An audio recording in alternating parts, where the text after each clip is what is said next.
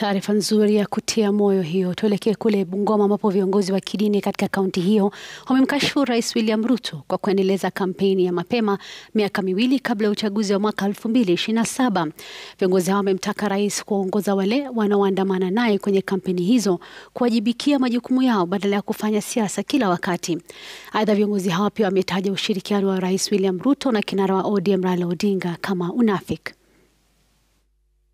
Sasa mtu anajaribu mbinu ya kutaka kushawishi watu mapema labda ndio apate umaarufu wa 2027 ndio apite lakini mimi ningesema hivi, watu walifanya kura ikaisha, watawala wale walioko hawataondolewa hadi 2027. Kwa hivyo wangefanya siasa ya taratibu kiasi wakingojea ule muda. Lakini wakihakisha sana ni kama kura itapigwa kesho, sasa hapo wanasahau kile kitu tuliona.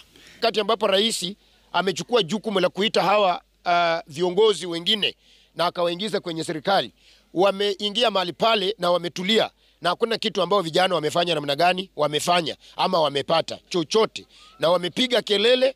Baada ya kupiga kelele mpaka ikatokea sasa rais akaona kwamba injini kama inapasuka. So mimi nawaambia vijana, tokeni kwa hiyo vita.